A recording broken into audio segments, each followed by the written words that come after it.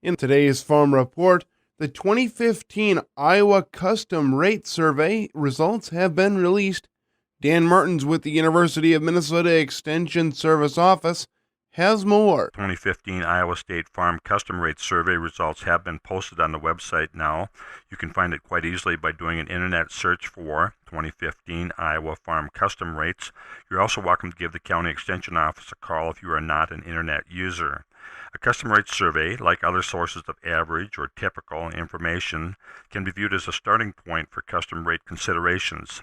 Some factors that might affect custom rates for individual situations include field size, field conditions, hazards like rocks, availability, travel distance, trading work, ownership and operating cost, other personal and business goals. For the 2015 Iowa Farm Custom Rate Survey, the average price for diesel fuel was assumed to be $2.94, compared to $3.25 per gallon in 2014 and $3.50 in 2013. A fuel increase of 50 cents per gallon might cause the total machinery cost to increase by about 5%. Lower fuel prices did not reduce custom rate charges because most other ownership and operating expenses continue to creep up. Most custom rates for tillage, planting, and harvest operations in 2015 are listed at 2 to 5% above the rates for similar operations in 2014, with an average increase of about 3.5%. The 2015 survey includes 166 responses, including 25% doing custom work, 11% hiring work, and 64% doing both. The numbers are listed as the low, average, and high response. For example, chisel plowing is listed with the low at $12 per acre, the average at $17.95, and the high at $22. Average survey values may not cover total ownership and operating costs in all cases, so it's important for people to consider their own situation. U of M Extension Ag economist Bill Lazarus outlines a process for estimating ownership and operating cost in a publication called Estimated Costs for Farm Machinery Operations. Lazarus uses a variety of formulas to calculate costs for some of the common equipment used on farms, including fuel and oil cost, maintenance and repair, depreciation, overhead, some of these costs per acre, and some of them per hour. Some basic assumptions are used in doing these calculations, so again, things can vary a lot for your own situation. Farmers can benefit by keeping track of some of their own data related to operation time and capacity, fuel use, repairs, ownership, and operating costs. And if you really like working with numbers, you can use Bill's formulas with some of your own information.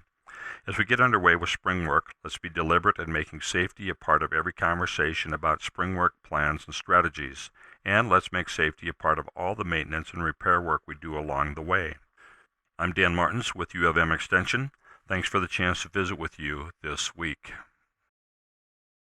The Minnesota Board of Animal Health is reporting a ninth Minnesota turkey farm has been hit by the H5N2 avian influenza, this time in a large Jennie-O turkey store operation that has 310,000 turkeys over 10 sites.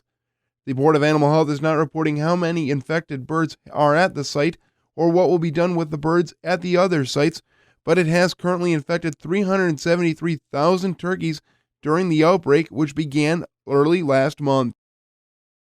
The super cycle of higher prices for agricultural goods may be ending, and as Jim Salfer with the University of Minnesota Extension Service Office reports, producers may have to adapt to lower prices. It appears that the super cycle of agriculture, about a 10-year cycle of increased prices and increased profitability, is maybe over, and we're going to get maybe to more of a normal profitability range. And so what are some of the things you kind of need to be thinking about, or what's affected that? Well, the global economy is somewhat slowing down. I think we're going to continue to have volatility. Unfortunately, some of that volatility is going to be on the downside. We've had kind of volatility in the last 10 years on the crop side, but it's mostly been kind of up every single year. And so you need to be thinking about how you're going to manage that volatility. And so one of the ways, of course, is to have a reasonable debt level. Over the last 10 years, when prices were continuing to go up and profitability was continuing to go up, you could just borrow that money and the next year you'd be more profitable. And so it was really easy to take on a lot more debt. And remember, in down periods or negative profitability periods, cash is king.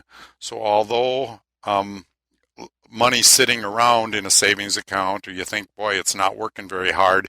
When times get tough, it's really important to have some of that cash, and I think lenders would appreciate it to having some of that cash. I think we need to think about the changing demographics of consumers. We've heard a lot about local and natural and organic and GMO and non-GMO. The fact is we can present all the science we want from a farming standpoint, and I think we really need to do that. But ultimately, consumers make the decisions on buying whatever they choose to buy. And as I interact with producers or consumers, all of us do, I think that we see these trends. I think they're real trends. How long they're going to last, I'm not sure. But I think we need to be thinking about. The other thing we need to think about is we're not a white society anymore, and some of these other cultures clearly, these ethnic groups clearly have different eating habits and styles, and so they do adapt the American culture or the Western diet, but a lot of them have their own foods that they like, and we need to be thinking a little bit about that, and then how might that affect how we change. Technology is going to continue to grow. I think sometimes, unfortunately, I see producers adapt technology for technology's sake. I think innovation is probably going to be more important than just adapting technology because somebody else is adapting technology. So these are some of the things I think we need to be thinking about as we move forward in agriculture, and how we're going to adapt to maybe the landscape we're going to be in for maybe the next 10 years until another super cycle starts. This has been Jim Salfer with the University of Minnesota Extension in St. Cloud. The super cycle of profitability for many producers may be ending, and that may impact if producers can get funding from lenders. Jim Salfer with the University of Minnesota Extension Service Office has more. One of the things I've been talking about is kind of the super cycle being over, and with that, we're going to have some periods, maybe especially for the next couple of years with crop producers, where profitability will not be very good. And you're going to be going to lenders. I think there's a couple things to remember. Lenders are under a lot more scrutiny than they were maybe 10 or 15 years ago, when ag was maybe not quite as profitable as it's been, and so the regulators are a little tougher on them, and so it may not be quite as easy to get money as it may have been 15 years ago or so. So some of the things that can really help you is make sure you have up-to-date records for your lenders, be willingness to develop like a plan to make sure when you make a plan for the lender, make sure it's a realistic plan. We can always go in with plans that are kind of unrealistic, knowing that they're never going to work. After a while, lenders kind of catch on to that, and you really need to build trust with your lenders. Make sure you have moderate family living. Over the last few years, not only have machine sheds got full of a lot of brand new equipment, we tend to grow our family living if we come across some family. Take maybe nicer vacations, buy some nicer, newer cars, buy a lot of pickups. We maybe got used to that, where I think lenders may be saying, if you're kind of unprofitable, maybe you need more of a moderate family living. And then I think you need to make a case if you have negative margins. You need to build a history of profitability. You need to be looking about, can you control costs? Have you had a history of being able to control costs when margins got tight? And then I think you're really going to need a marketing risk plan as you move forward and these prices become more volatile.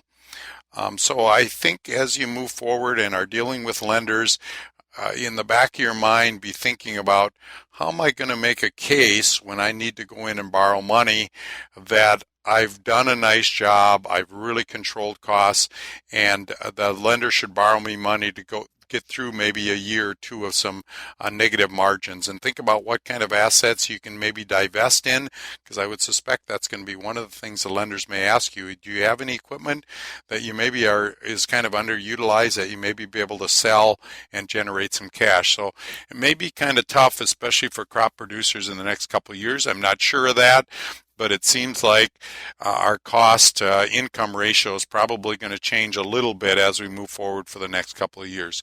This has been Jim Salfer with the University of Minnesota Extension in St. Cloud.